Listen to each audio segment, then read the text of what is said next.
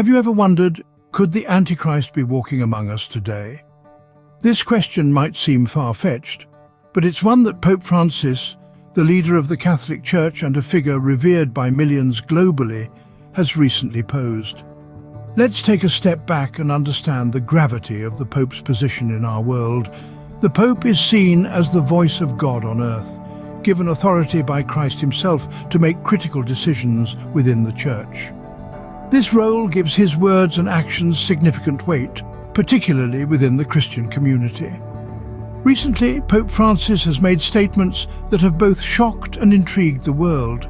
He suggested that the Antichrist, a figure often discussed in theory, may not only exist but could also be living among us. This Antichrist, he warns, is likely building trust with humans, waiting for the perfect moment to unleash chaos. The Pope's statements are chilling, to say the least. The Antichrist, a figure often associated with the end times in Christian theology, is believed to be a powerful, deceptive entity that would lead people away from the truth of Christ. If the Pope's words hold truth, then we might already be interacting with this entity, unaware of the potential danger. But why would Pope Francis make such a bold claim? What led him to believe that the Antichrist might already be among us? And what does this mean for us, the people who might be unknowingly interacting with this entity? These are some of the questions we'll be exploring as we delve deeper into the Pope's recent statements. What could these revelations mean for us and our understanding of the world? It's a question that demands our attention, and one that we'll continue to explore in the following scenes.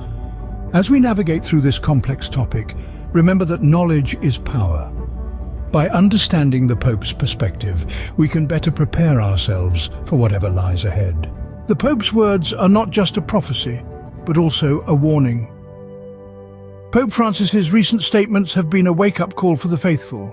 He warns against the danger of believing the Catholic Church has reached a state of perfection, where it no longer needs to evolve, to learn, to convert. This belief, he suggests, could lead to the creation of a pure church, a concept that he sees as a potential return to heresy. This pure church is one that has stopped listening, stopped questioning, stopped growing. It's a church that believes it has all the answers and has lost the need for introspection and self-improvement. But the Pope stresses that this is a dangerous illusion. We must always be open to learning, to understanding Christ's message in new and deeper ways. The Pope's warning is a call to humility. He urges us to remember that when it comes to the gospel, we are always like children, in a constant state of learning. He cautions against spiritual pride, the belief that we have mastered the teachings of Christ, that we have nothing more to learn. This, he says, is the opposite of conversion. Conversion, in the Pope's view, is not a one-time event, but a continuous process. It's a journey of constant learning, evolving understanding, and deepening faith. It's about making the gospel relevant, living, and effective in our time. The Pope's warning is clear. We must never stop learning from the gospel. We must never fall into the trap of believing we have nothing more to learn. We must constantly strive to understand Christ's message in new ways, to make it relevant to our lives, our world today. The Pope's warnings urge us to remain vigilant and humble in our faith. What happens when our beliefs become immobile? This is a question Pope Francis posed recently, highlighting the danger of stagnation in our faith journey. According to the Pope, immobility, the secret belief that we have nothing else to learn from the gospel, is a grave error. This is because the illusion of complete understanding can lead us into spiritual pride, a dangerous pitfall that threatens our connection with God. Pope Francis warns that trying to confine Jesus' message to a single, unchanging form is a misguided attempt to crystallize the teachings of Christ. But why is this a problem? Well, the Pope argues that the message of Jesus is not a static entity. Instead, it's a dynamic force that must be capable of constant change. This is not about altering the core substance of Christ's teachings, but about ensuring its form evolves with the times, allowing it to remain relevant, living, and effective in our rapidly changing world. The Pope defines true heresy not just as preaching another gospel, but also as ceasing to translate the gospel's message into today's languages and ways of thinking. In essence, failing to adapt the message of Christ to the changing times is just as detrimental as distorting it. This is a powerful reminder that the gospel is not a relic to be preserved in a museum, but a living guide that must be kept alive and relevant in our hearts and minds. This perspective underscores the importance of constant learning and growth in our faith journey. It challenges us to remain open, to keep questioning, to keep seeking, and most importantly, to keep evolving. It is a call to resist the temptation of complacency and to continually strive towards a deeper understanding of God's Word. In conclusion, Pope Francis's warning against immobile beliefs is a wake-up call for all of us. It's a reminder that faith is not a destination, but a journey. It's not about arriving at a fixed point of understanding, but about continually moving forward, evolving, and growing in our relationship with God. As we embrace the evolving nature of faith, we must also be aware of the pitfalls of immobility. Why does the Church need ongoing conversion? This is a question that Pope Francis has addressed multiple times, and his answer is always clear and profound. He believes that the Church, like the individuals that comprise it, is in a constant state of learning and evolving. In his view, the Church should never succumb to the illusion of having learned everything there is to know about the gospel.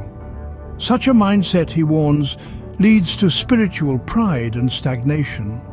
Instead, the Church must remain open, flexible and humble, always ready to delve deeper into the teachings of Christ and apply them in new and meaningful ways. The Pope has also pointed out the potential pitfalls of placing too much faith in our own strategies and programs. He warns against the tendency to rely on human-made structures and systems at the expense of the true essence of the Church, Christ himself. This is a reminder that while structures and systems have their place, they should never overshadow the fundamental mission of the Church, to spread the gospel and bring people closer to Christ. In Pope Francis's vision, the Church's need for conversion is not a one-time event, but a continuous process. It is about constantly seeking to understand Christ's message better and constantly striving to make it more relevant, living, and effective in our time. It is about being willing to change and grow, to learn and unlearn in the light of Christ's teachings. This ongoing conversion also extends to the attitudes and practices of those who work within the Church. The Pope cautions that those at the center of the Church are not immune to the need for self-examination and change. They too must be open to learning and growing, to challenging their beliefs and behaviors in order to better serve the Church and its mission. The Pope's words remind us that the Church, like individuals, needs continuous growth and change. Just as we as individuals are called to grow and evolve in our faith, so too is the Church called to continuously renew itself, to keep moving, learning and growing in its understanding and expression of the gospel. In these troubling times, what can we take away from the Pope's statements? We've journeyed through the Pope's profound warnings and insights, and now let's distill the essence of his words. Pope Francis, the spiritual leader of millions, reminds us that the Antichrist isn't merely a concept but a real threat, possibly walking among us. This notion is indeed startling, yet it serves as a call to vigilance, a reminder to stay wary and discerning in our interactions. The Pope's words also bring attention to the dangers of immobile beliefs. His caution against spiritual pride, against the illusion that we have learned everything there is to know about the gospel, is a call to humility. He warns us against the temptation to crystallize the message of Jesus into a perennially valid form, reminding us that the gospel's form should be capable of evolving while its substance remains the same. Pope Francis emphasizes the need for ongoing conversion, both as individuals and as a community. He challenges the notion of a pure church for the pure, warning us that it would be a return to heresy. Instead, he encourages us to continue translating the gospel into today's languages and ways of thinking, keeping it relevant, living and effective in our time. The Pope's words also underscore a critical point. The Church, including its central bureaucracy, is not immune to the need for self-examination and change. He urges us to put Christ at the center of our activities and to be wary of placing too much trust in ourselves, our strategies and our programs.